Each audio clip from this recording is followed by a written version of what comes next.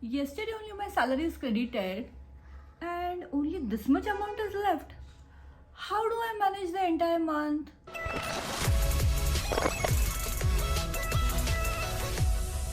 Hello everyone. Welcome to yet another interesting video. This is Sonali Belekar. Today I am going to talk about how you can effectively save your money. Are you facing the challenges in saving the money? You must watch this. If this happens every month and every month is a cycle where you don't have money remaining in your account, then you must definitely check your spending habits. Are you a shopaholic?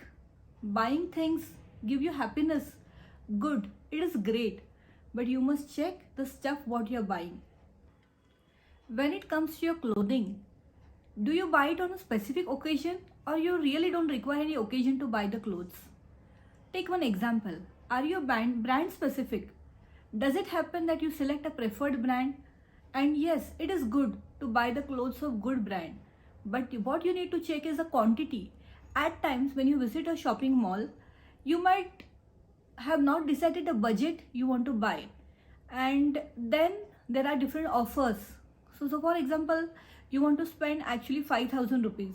But looking at the lucrative offers, you end up paying 15,000. And then it is too late to decide कि yes, my priorities were different. I spent the amount on something different, and the thing which you really wanted to buy, you may not be able to buy this month. Which card do you use for shopping? A debit card or a credit card? If you're using a debit card, good. Doing it in the right way because you know that amount is there in your account. But when you opt for a credit card, that amount is not in your account. So you need to make a provision of it in well in time. And if you fail to do so, then you will have to pay a huge amount of interest. Then it becomes very difficult. How many times do you swipe your card in a month? Have you anytime monitored the same? You need to monitor the amount of money you spend every card swiping, and at the same time you need to see how many times you swipe a card in a month, which will give you a fair idea of your spending habit and also the amount you spend every time. If you closely monitor the same, then you will be able to restrict your spending. What are your hobbies? Do you like traveling? Do you like to go often for dining? Or do you watch movies? What do you like? And when you're doing all this, do you plan for the same, or going out is all of a sudden? Do you accompany n number of friends?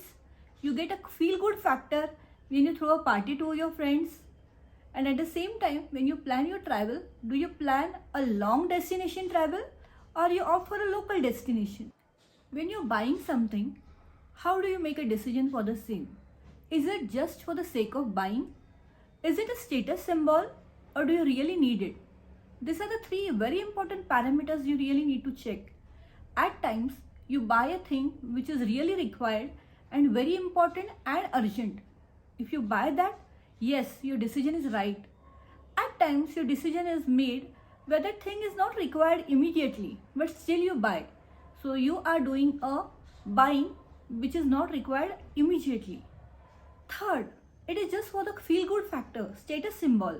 So one of your friend must have brought an phone which may not be a requirement, but you just go for it just because your friend has brought it.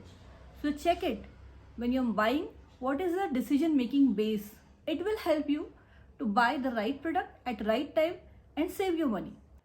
Which method of buying you opt? Do you buy it in cash?